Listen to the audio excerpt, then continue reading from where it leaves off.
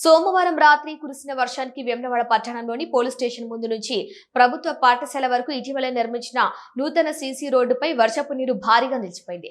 Drainage వ్యవస్థ సక్రమంగా లేకపోవడంతో కాలువలు పొంగి పొల్లి రోడ్డంతా నీటితో నిండిపోయింది. దీంతో ప్రభుత్వ పాఠశాలకు వెళ్లే విద్యార్థులు, స్థానిక ప్రజలు తీవ్ర ఇబ్బందులు ఎదుర్కొన్నారు.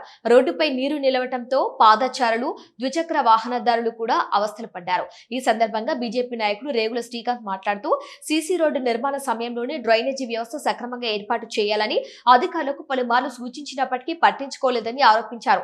చిన్నపాటి వర్షానికే రోడ్డు కాలువలా మారటం అధికారుల నిర్లక్ష్యానికి నిదర్శనమని విమర్శించారు. ఈ సమస్య వల్ల ముఖ్యంగా గర్భిణీలు, చిన్నపిల్లలు, వృద్ధులు తీవ్ర ఇబ్బందులు ఎదుర్కొంటున్నారని తెలిపారు.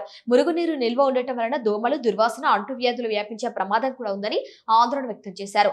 అధికారులు వెంటనే స్పందించి డ్రైనేజీ సమస్యను శాశ్వతంగా పరిష్కరించి స్థానిక ప్రజలు మరియు విద్యార్థులకు ఇబ్బందులు లేకుండా తగిన చర్యలు తీసుకోవాలని రేగుల శ్రీకాంత్ కోరారు. కాగా ప్రజలు పడుతున్న ఇబ్బందిని గమనించిన మున్సిపల్ అధికారులు నూతనంగా ఏర్పాటు చేసిన రోడ్డుపై ఉన్న సిమెంట్ ను, ఇసుకను మున్సిపల్ సిబ్బంది చేత తొలగించడంతో వర్షపు నీరు సాఫీగా వెళ్లిపోయింది.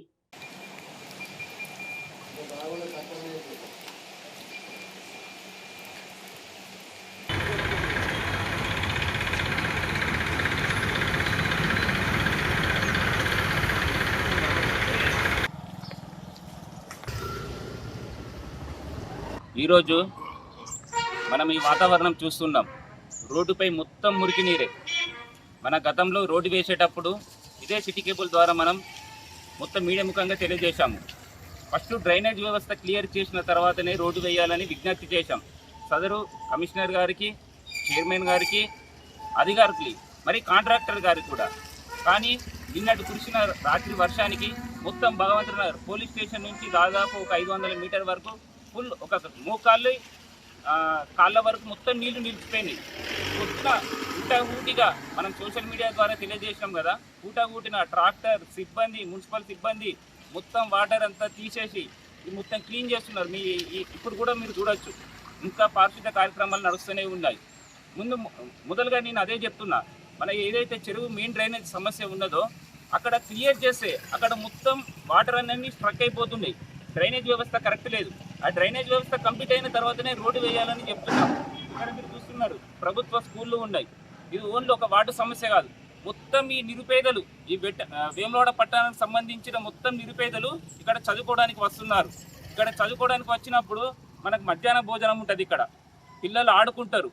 అక్కడ మొత్తం ఈగలు, దోమలతోనైనా మొత్తం ఈ మురికి కుంపట్లోనే ఈ ప్రజలు ఉండన్నా, విద్యార్థులు ఉండన్నా, వాళ్ళ భవిష్యత్తు ఇదేనా? వాళ్ళు అడుగు పెడితే బయట వాళ్ళు చదువుకున్న పుస్తకంలో ఒకటి ఉంటే వాళ్ళు అడుగు పెట్టగానే ఈ రోడ్డును చూస్తారు, ఈ మురికిని చూస్తారు. ఇదేనా మనం ఇచ్చేది? ఈ కాంగ్రెస్ ప్రభుత్వాన్ని మేము అడుగుతున్నాము. మీరు మొత్తం 200 కోట్లు తెచ్చుకుంటానని డబ్బులు దడుచుకుంటున్నారు. అందులో మా వార్డుల వాటా ఎంత? మరి వీళ్ళు ట్యాక్సీలు కడతలేరా? వీళ్ళు పన్నులు చెల్లింపజేస్తలేరా? వీళ్ళు మనుషులు గారా? మీకు ఇదే అడుగుతున్నాం. మీరు ప్రతిసారి సరే పర్యాటక క్షేత్రంగా మేము కూడా సహకరిస్తున్నాం, అది మన యాత్రికుల కోసం. దాన్ని మేము వ్యతిరేకిస్తలేం. మరి మన వార్డుల పరిస్థితి ఏంటిది? సిమెంట్ ధరలు పెరిగినాయి, ఇసుక ధరలు పెరిగినాయి. మేము 5 లక్షలు ఇచ్చినాం, 10 లక్షలు ఇచ్చినామంటే కనీసం ఒక 200-300 మీటర్ రోడ్డు కూడా రావట్లేదు. మరి గతంలో 20 సంవత్సరాల నుంచి నోచుకొని డ్రైనేజీలు మొత్తం ఎక్స్పైర్ అయిపోయినాయి. డ్రైనేజ్ వ్యవస్థ ఏంటిది? రోడ్డు వ్యవస్థ ఏంటిది?